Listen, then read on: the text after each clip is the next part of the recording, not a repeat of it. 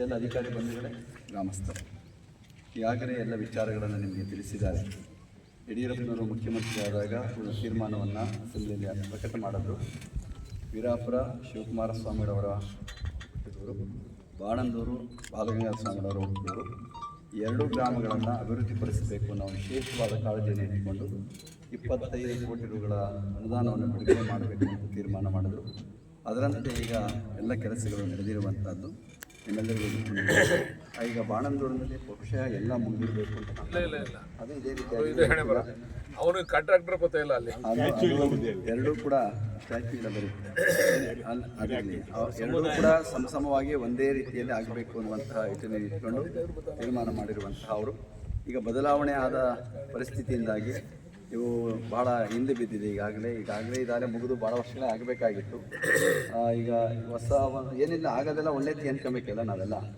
ಏಕೆಂದರೆ ಆಗೋದೆಲ್ಲ ಒಳ್ಳೆಯಕ್ಕೆ, ನಿಂತಿರೋದು ಒಳ್ಳೆಯಕ್ಕೆ, ನಿಧಾನ ಆಗ್ತಾ ಇರೋದು ಒಳ್ಳೆಯಕ್ಕೆ. ಯಾಕೆ ಅಂದರೆ ಬಂದರೆ ಮುಂಚಿತವಾಗಿ ನಮಗೇನು ಬೇಗ ಚೆನ್ನಾಗಿ ಆಗ್ತದೆ, ಇನ್ನೂ ಜಾಸ್ತಿ ಆಗ್ತದೆ ನಮಗೆ. ನಿಮಗೆಲ್ಲ ಒಂದು ಕತೆ ಗೊತ್ತಿರಬೇಕು, ಯಾರು ಹೇಳ್ತಿರ್ತಾರೆ, ಯಾರು ರಾಜ ಆಯ್ತಾ, ಅವ್ನು ಒಳ್ಳೆ ಮಂತ್ರಿ ಇದ್ದ ಅವನಿಗೆ ಜೊತೆಲಿ. ಆ ಮಂತ್ರಿ ಯಾವಾಗಲೂ ರಾಜನ ಜೊತೆ ಬಿಟ್ಟೇ ಇರ್ತಾ ಇರಲಿಲ್ಲ ಅವನು ಯಾವಾಗಲೂ ಕೂಡ.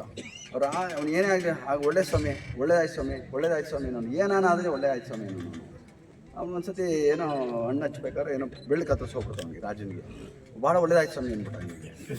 ಅವ್ರು ಆಗ ಏನೋ ಅಂದ್ರೆ ನನಗೆ ಇಷ್ಟೊಂದು ನಿನ್ಗೆ ಹಿತೈಷಿ ಆಗ್ಬೇಕು ಲೆಕ್ಕವಾಗಿ ನೋವು ಪಡ್ತಾಯಿದ್ದೀನಿ ನಾನು, ನಿನಗೆ ಅದು ಒಳ್ಳೇದಾಯ್ತು ಇಲ್ಲ ಸ್ವಾಮಿ, ಒಳ್ಳೇದಾಗ್ಬೋದು ಬಿಡಿ ಅಂತಂದ. ಇವನೇನೋ ಅಂತ ಹೇಳ್ಬಿಟ್ಟು ಇವ್ನು ಗಡೀಪಾರು ಮಾಡ್ಬಿಡಿ ಆಚೆ ಇವನು ಅಂತ ಕಳಿಸ್ಬಿಟ್ರು ಅವನು. ಗಡೀಪಾರು ಮಾಡಿದ್ರು. ಇವನು ಬೇಟೆಗೆ ಹೋದ ಅನ್ಸುತ್ತೆ.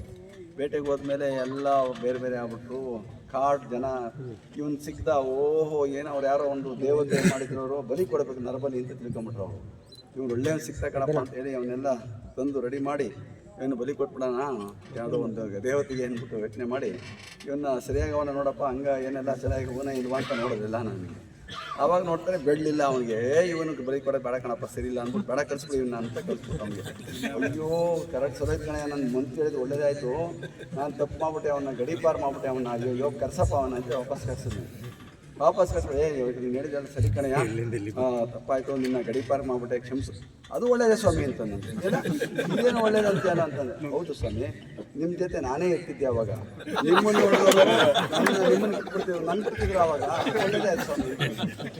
ಹಂಗೆ ಎಲ್ಲ ಆಗಿರೋದೆಲ್ಲ ಒಳ್ಳೆಯದಕ್ಕೆ ಅಂದ್ಕೊಂಡು ಒಂದು ಪಾಸಿಟಿವ್ ಆಗಿ ಇದನ್ನು ಮುಂದುವರಿಸ್ಕೊಂಡು ಹೋಗಬೇಕಾಗಿರುವಂಥದ್ದು. ಈಗಾಗಲೇ ರುದ್ರೇಶ್ ಅವರು ಇದನ್ನು ಬೆಳೆದು ಬಂದ ರೀತಿಯನ್ನು ತಿಳಿಸಿರುವಂತಹ ಅವರು. ನೀವು ಇವತ್ತು ತಿಳ್ಕೋಬೇಕು, ನಮ್ಮ ಈ ವೀರಾಪುರಕ್ಕೆ ಬಸ್ ಬರ್ತಾ ಇಲ್ಲ, ಗೊತ್ತಿರೋ ಗೊತ್ತಿಲ್ಲ, ಇವತ್ತು ಕುಗ್ರಾಮವೇ ಇದೆ. ಇಷ್ಟು ಬೆಳವಣಿಗೆ ಆಗಿದ್ರು ಕೂಡ ನಮ್ಮ ವೀರಾಪುರ ಕುಗ್ರಾಮನೇ. ಇನ್ನು ಇವತ್ತೇ ಕುಗ್ರಾಮ ಇದ್ರೆ ಬುದ್ಧಿ ಓದಬೇಕಾದ್ರೆ ಎಂಥ ಕುಗ್ರಾಮ ಇರಬೇಕು ಅನ್ನೋದು ಯೋಚನೆ ಮಾಡಬೇಕಾಗಿರುವಂಥದ್ದು. ಅದರಿಂದ ಈಗ ರಸ್ತೆಗಳ ಅಭಿವೃದ್ಧಿ ಆಗಬೇಕು, ಮೂಲಸೌಕರ್ಯಗಳ ಅಭಿವೃದ್ಧಿ ಆಗಬೇಕು. ಅದ್ರ ಜೊತೆಗೆ ಈ ಒಂದು ಏನು ಪರಮ ಪೂಜ್ಯರ ಈ ಪುತ್ಥಳಿ, ಈ ಒಂದು ಪಾರ್ಕು ಎಲ್ಲವನ್ನ ಕೂಡ ಎಲ್ಲ ಮಾಡಿದ್ದಾರೆ.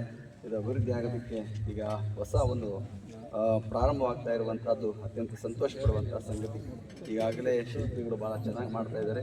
ಸಣ್ಣ ಪುಟ್ಟ ಅವುಗಳನ್ನು ರಿಪೇರಿ ಮಾಡಿಕೊಂಡ್ರೆ ಭಾಳ ಒಂದು ಮೂರ್ತಿ ಒಂದು ಆಕರ್ಷಣೀಯವಾಗಿರುವಂಥದ್ದು, ಒಂದು ಪೂಜನೀಯವಾಗಿರುವಂಥ ಒಂದು ಮೂರ್ತಿ ಕೂಡ ಇವತ್ತು ದೂರದಲ್ಲೇ ಕಾಣುವಂತಹ ಒಂದು ವಾತಾವರಣ ನಿರ್ಮಾಣ ಆಗ್ತಿದೆ. ಒಂದು ಪ್ರಶಸ್ತವಾದ ಸ್ಥಳವು ಸಿಕ್ಕಿದೆ ನಿಮಗೆ.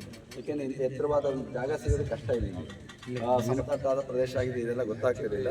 ಇದೊಂದು ಮುಂದಿನ ದಿವಸಗಳಲ್ಲಿ ಬಹಳ ಜನ ಇದು ಆಕರ್ಷಣೆಯ ಕೇಂದ್ರ ಆಗುವಂಥ ಕೆಲಸ ಆಗ್ತದೆ. ಆ ಹಿನ್ನೆಲೆಯಲ್ಲಿ ಅದಕ್ಕೆ ಬೇಕಾದಂಥ ಪೂರಕ ವ್ಯವಸ್ಥೆಗಳನ್ನು ಇದು ಮಾಡುವಂಥವರಿದ್ದಾರೆ. ಸರ್ಕಾರ ಅದಕ್ಕೆ ಪ್ರೋತ್ಸಾಹ ಕೊಡೋದು. ಯಾವುದೇ ಸರ್ಕಾರ ಬಂದರೂ ಕೂಡ ಇದು ಯಾವುದಕ್ಕೆ ವಿರೋಧ ಮಾಡೋದಿಲ್ಲ ಯಾರನ್ನೂ ಕೂಡ. ಆದರೆ ಒಂದು ಇಚ್ಛಾಶಕ್ತಿಯಿಂದಾಗಿ ಕಡಿಮೆ ಆಗಿದೆ ಅಷ್ಟೇ ಮಾಡಬೇಕಾಗಿರೋದ್ರಿಂದ. ಆ ದೃಷ್ಟಿಯಿಂದ ಮುಂದಿನ ದಿವಸಗಳಲ್ಲಿ ಬಾಲಕೃಷ್ಣ ಅವ್ರಿಗೂ ಮೇಲೆ ಹೋಗಲಿ, ಇದು ಮೇಲೆ ಬರಲಿ ಬೇಗ.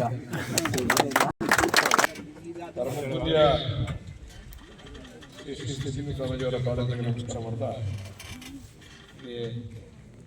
ನಮ್ಮೆಲ್ಲರ ಆರಾಧ್ಯ ದೈವ ಶಿವಕುಮಾರ ಸ್ವಾಮೀಜಿಯವರ ಪಾದಗಳಿಗೆ ಕೂಡ ನಮಸ್ಕಾರ ಮಾಡ್ತಾ, ಎಲ್ಲ ಇಲ್ಲಿ ಅಧಿಕಾರಿಗಳು ಮತ್ತು ನಮ್ಮೆಲ್ಲ ಮುಖಂಡರುಗಳು ಕೂಡ ಬಂದಿದ್ದೀರ. ಇದೊಂದು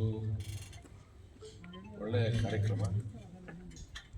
ವೀರಾಪುರ ಗ್ರಾಮದ ಹೆಸರು ಜನಾಭರವಾಗಿ ಉಳಿಬೇಕು ಅಂತಕ್ಕಂಥ ಉದ್ದೇಶ ಇಟ್ಕೊಂಡು ಯಡಿಯೂರಪ್ಪನವರು ಅವರ ಕಾಲದಲ್ಲಿ ಈ ಹಣವನ್ನು ಬಿಡುಗಡೆ ಮಾಡೋದು.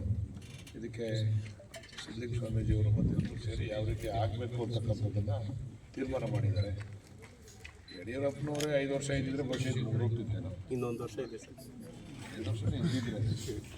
ಯಡಿಯೂರಪ್ಪನವ್ರನ್ನ ಇವರೆಲ್ಲ ಸೇರಿ ಇಳಿಸಿದ್ರಿಂದ ಸ್ವಲ್ಪ ತಡ ಆಯಿತು. ಅವ್ರು ನೆಕ್ಸ್ಟ್ ಬಂದವ್ರಿಗೆ ಯಾಕೋ ಇದ್ರ ಮೇಲೆ ಪ್ರೀತಿ ಬರಲಿಲ್ಲ, ನಾವು ಮಾಡಬೇಕು ಅಂತಕ್ಕಂಥ ಇಚ್ಛಾಶಕ್ತಿ ಇದ್ದಿಲ್ಲ ಅವ್ರಿಗೆ. ನನಗೆ ಇವ್ರನ್ನ ನಮ್ಮ ಇಂಜಿನಿಯರ್ನ ಮತ್ತು KRL ಇಂಜಿನಿಯರ್ನ ನಮ್ಮ ಕೆಲಸ ಮಾಡ್ತಕ್ಕಂಥವ್ರನ್ನ ನಾನೇ ಒಂದು ಬಲವಂತವಾಗಿ ತಂಗಡಿಗೆ ಹತ್ರ ಕರ್ಕೊಂಡು ಹೋದೆ. ಕರೆದು ಯಾಕಪ್ಪ ಏನು ನಡೀತದೆ ಬನ್ನಿ, ಏನು ಎಂತಕ್ಕಿಂತ ಇದೆ ಏನಿಲ್ಲ. ತಂಗಡಿಗೆ ಅವರು ನೋಡಿ ಕಳೆದ ವರ್ಷ ನಂದು 5 ಲಕ್ಷ ದುಡ್ಡು 5 ಕೋಟಿ ದುಡ್ಡಿದ ಕಡೆ ಬಿಡುಗಡೆ ಮಾಡ್ತಿದ್ದೆ, ಯಾರು ಬಂದು ಕೇಳಲಿಲ್ವಲ್ಲ, ಏನು ಅವಶ್ಯಕತೆ ಇದೆಯಲ್ಲ ಅಂತ ನಾನು ಬದಲಾವಣೆ ಮಾಡಿದೆ ಅಂತೇಳಿ ಅವರು ಮಾತಾಡೋದ್ರಲ್ಲಿ.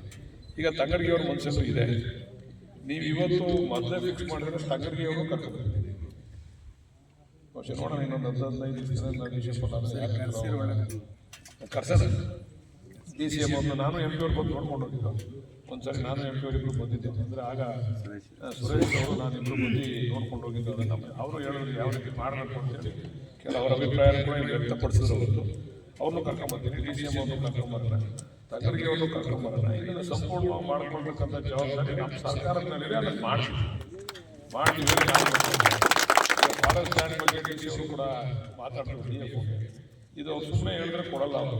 ನಾವು ಪರ್ಮಿಷನ್ ಅಪ್ಲೋಡ್ ಮಾಡಿ ಅವ್ರಿಗೆ 1 ಎಕರೆ ಜಾಗ ಪರ್ಯಾಯ ಜಾಗ ನಾವು ಕೊಟ್ಟರೆ ನಮ್ಮ ಹತ್ರ ಜಾಗ ಇದೆ, ಕೊಡ್ಬೋದು. ಫಾರೆಸ್ಟ್ ಪಕ್ಕನೇ ಇದೆ, ಆ ಜಾಗ ಕೊಟ್ಟರೆ ಈ 1 ಎಕರೆ ಜಾಗ ನಮಗೆ ಮಂಜೂರು ಮಾಡಿಕೊಡ್ತಾರೆ. ಆವಾಗ ನಾವು ಅಭಿವೃದ್ಧಿ ಮಾಡಬೇಕು. ಇದು ಸುಮ್ಮನೆ ಏನೋ ಸ್ವಾಮೀಜಿಯವ್ರ ಮುಂದೆ ಬಂದು ಏನೋ ಭಾಷಣ ಮಾಡ್ಕೊಂಡು ಹೋಗೋದು ಅಷ್ಟು ಸೂಕ್ತ ಅಲ್ಲ. ನಾವೆಲ್ಲ ಜವಾಬ್ದಾರಿ ಇದ್ದೀವಿ. ಜವಾಬ್ದಾರಿ ತಗೊಂಡು ಇದನ್ನು ಆದಷ್ಟು ಬೇಗ ಮುಗಿಸ್ತಕ್ಕಂಥ ಕೆಲಸ ಮಾಡೋಣ. ಇವಾಗ ಗ್ರಾಮದ ಅಭಿವೃದ್ಧಿನೂ ಕೂಡ ಹಿಂದೆ ನಾನು ಈ ಗ್ರಾಮದ ಬಗ್ಗೆ ಹೆಚ್ಚು ವಿಶ್ವಾಸ ಇವರು ಅಪ್ಪಿದ್ದಾಗ ಉದ್ದೇಶ ಇದ್ದಾಗ ಅವನು ಇವ್ರಿಗೆ ಭಾಳ ನೆಂಟ ಅವನು ಸ್ವಲ್ಪ ಎಲ್ಲರೂ ಕಲಾ ಹಾಕ್ಕೊಂಡು ಕೆಲಸ ಮಾಡಿಸೋರು. ಆದರೆ ಇವನು ಮಾಡ್ತಾವನೆ, ನಮ್ಮ ದೀಪನು ಕೂಡ ಮಾಡ್ತಾವ್ರೆ. ಇವಾಗ ಇನ್ನೂ ಅನೇಕ ಕೆಲಸ ಕಾರ್ಯಗಳು ನೀವೆಲ್ಲ ಹೇಳಿದ್ರಲ್ಲ, ಖಂಡಿತ ಅದನ್ನು ಇನ್ನೊಂದು ವರ್ಷದವ್ರು ಎಲ್ಲ ಮುಗಿಸ್ಕೊಡ್ತೀವಿ. ದೀಪದ ಒತ್ತಡ 2 ವರ್ಷದಲ್ಲಿ ಎಲ್ಲರೂ ಕೂಡ ಅಂತ ಮುಗಿಸ್ಕೊಡ್ತೀವಿ. ಸಣ್ಣ ಪುಟ್ಟ ನಮಗೂ ಕೂಡ ಈ ರಸ್ತೆ ನಾನೇ ಈಗ ಟಾರು ರಸ್ತೆ ಹಾಕ್ಸೋದಲ್ಲ, ನಮ್ಮ ಅಧಿಕಾರಿಗಳು ನನ್ನ ವ್ಯಾಪ್ತಿಗೆ ಕೊಡ್ರ ಯಾಕಂದ್ರೆ ಅವ್ರು ಒಂದು ಮಧ್ಯಪ್ಪ ಕೂಡ ಅವ್ರು ಕೊಡ್ಲಾಗ ಅದು ಮಿಕ್ಕಿದ್ದು ನೆಲಮಂಗಲ ಕ್ಷೇತ್ರ ನಾವು ಕಿಲೋಮೀಟರ್ ಇಂತ ಕಾರಣ ನಂದು ಒಂದು ಸ್ವಲ್ಪ ದೂರ ಬಿಡ್ಬಿಟ್ಟವ್ರೆ. ನಾನು ಪೂರ್ತಿ ಕೊಟ್ಟು 1.5 ಕೋಟಿ ಕೊಟ್ಟೆ. ಅವಾಗಲೇ ನಾನು ಬಂದು 1 ಲಕ್ಷ 1.5 ಕೋಟಿ ಕೊಟ್ಟು ಮಾಡಿಸಿದೆ. ಅವ್ರು ಸರಿಯಾಗಿ ನನಗೆ ನನ್ನ ವ್ಯಾಪ್ತಿದು ಹೇಳಿಲ್ಲ. ಅದು ನೆಲಮಂಗಲ ವ್ಯಾಪ್ತಿಗೆ ಮುಂದೆ ಇರೋದು ಅರ್ಶನಗುಂಟೆ, ಅದೆಲ್ಲ ನೆಲಮಂಗಲ ವ್ಯಾಪ್ತಿಗೆ ಬಂದು 1000 ರೂಪಾಯಿವರೆಗೂ ಅದು ನಿಮಗೆ ಇದು ಮೊದಲು 25 ಕೋಟಿ ರಿಲೀಸ್ ಆಗಿ, ಅಂದರೆ ಒಂದು ಬಡ್ಜೆಟಲ್ಲಿ ಅನುದಾನ ಆಯಿತು. ಅದರೊಳಗೆ BGS ಸ್ವಾಮೀಜಿಗೂ ಮತ್ತು ಇದಕ್ಕೂ 25 ಕೋಟಿ ಅನುದಾನ ಶೇಖರಣೆ ಆಯಿತು. ಜೊತೆಗೆ ಇಲ್ಲಿ ಒಂದು ಯಡಿಯೂರಪ್ಪನವ್ರ ಒಂದು ಕನಸು, ಒಂದು ಒಳ್ಳೆ ವೀರಾಪುರ ಗ್ರಾಮನ ದತ್ತು ತಗೊಂಡು ಒಂದು ಅಭಿವೃದ್ಧಿ ಮಾಡಬೇಕು ಅನ್ನೋ ಒಂದು ಅವರು 2 ಸಲ ಅನೌನ್ಸ್ ಮಾಡಿ ಅದು ಲ್ಯಾಪ್ಸ್ ಆಗಿಬಿಟ್ಟಿತ್ತು. ಹಾಗಾಗಿ ಇದ್ರನ್ನ ನೀನು 25 ಕೋಟಿ ಅಲ್ಲೇ ಅನುದಾನ ಮಾಡಬೇಕು, ಅಲ್ಲೇ ಅಭಿವೃದ್ಧಿ ಮಾಡಬೇಕು ಅಂತ ಯಡಿಯೂರಪ್ಪನವರು ಒಂದು ಸೂಚನೆ ಕೊಟ್ಟರು. ಅದ್ರ ಜೊತೆಗೆ 25 ಕೋಟಿ ಅನುದಾನನ ರಿಲೀಸ್ ಮಾಡಿದ್ರು. ಅದರೊಳಗೆ ಸ್ಟ್ಯಾಚು ಮಾಡಬೇಕು ಅಂತ ಬುದ್ಧಿಯವರ ಒಂದು ಅಪ್ಪಣೆ ತಗೊಂಡು, ವೀರಾಪುರದ ಗ್ರಾಮಸ್ಥರದೆಲ್ಲ ಅಪ್ಪಣೆ ತಗೊಂಡು ಮಾಡಿದಾಯಿತು. ಜೊತೆಗೆ ಇದು ಅನೇಕ ಅಡೆತಡೆ ಬಂತು, ತಮಗೂ ಗೊತ್ತು.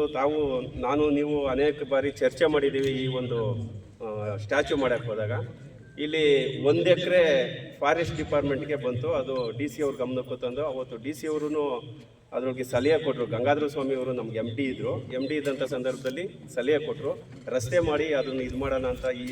ಈಗಿನ DC ಅವರೇ ಸಲಹೆ ಕೊಟ್ಟರು. ಈಗ ಈ DC ಅವರೇ ಇರೋದ್ರಿಂದ ನಮಗಿನ್ನೂ ಅನುಕೂಲ ಆಯ್ತದ ಬುದ್ಧಿ. ಅದು 1 ಎಕರೆ ಫಾರೆಸ್ಟ್ ಐತೆ ಬುದ್ಧಿ. ಅದು ಅವಾಗ ತೊಂದರೆ ಆದಾಗ ಇದಾಯಿತು ಹೋಗುದೇ. ಅದಕ್ಕೆ DC ಸಾಹೇಬರು ಇಲ್ಲೇ ಇದ್ದಾರೆ. ಹಾಗಾಗಿ ಪ್ರಾರಂಭ ಆಯಿತು ಬುದ್ಧಿ.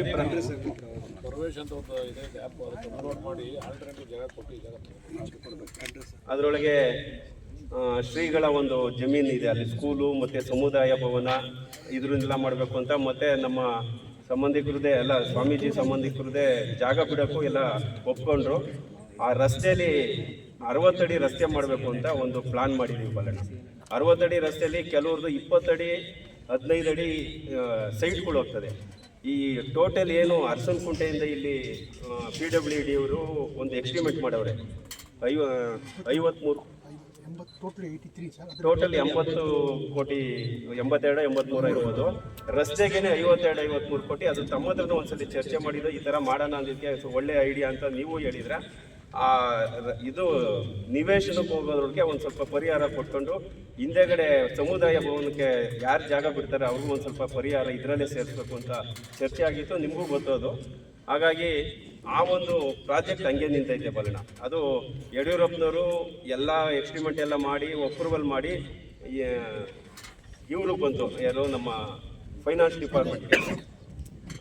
ಡಿಪಾರ್ಟ್ಮೆಂಟ್ ಬಂದಾಗ ಯಡಿಯೂರಪ್ಪನಲ್ಲಿ ಇಳಿದ್ರು. ಅದಾದಮೇಲೆ ತಮಗೂ ಗೊತ್ತು ಏನೇನಾಯಿತು ಅಂತ ಗೊತ್ತಿಲ್ಲದೆ ಏನಿಲ್ಲ. ಈಗ ಪರಿಸ್ಥಿತಿ ಏನು ಅಂತಂದರೆ ಅದು ಅನುದಾನ ರಿಲೀಸ್ ಆಗಬೇಕು ಬರೋಣ. ಕನ್ನಡ ಕಲ್ಚರಿಂದ ಏನೇನು ತೊಂದರೆ ಆಯಿತು ಅಂತ ನಿಮಗೂ ಗೊತ್ತಿದೆ. ಅದು ಅನುದಾನ ರಿಲೀಸ್ ಆದರೆ ಆ ವೀರಾಪುರದ ಊರೊಳಗಡೆ ಇರ್ತಕ್ಕಂಥ ನಮ್ಮ ಸ್ವಾಮೀಜಿಯವರು ಮನೆ, ಹಳೆ ಮನೆ, ಅವ್ರದ್ದು ಜಾಗ ಬಿಡೋಕ್ಕೂ ಇದ್ದಾರೆ. ಅದು ನಮ್ಮ ಅವರೇ ಜಾಗ ಬಿಡೋಕ್ಕೂ ಇದ್ದಾರೆ. ಅದು ಎಲ್ಲ ಅಪ್ರೂವಲ್ ಆಗಿತ್ತು. ಇವರು ಅರವಿಂದ್ ಲಿಂಬಾವಳಿ ಸಾಹೇಬರು ಬಂದು ಅದಕ್ಕೆ ಅಪ್ರೂವಲ್ ಕೊಟ್ಟಿದ್ದಾರೆ. ಅಪ್ರೂವಲ್ ಮಾಡಿ ಹಳೆ ಮನೆ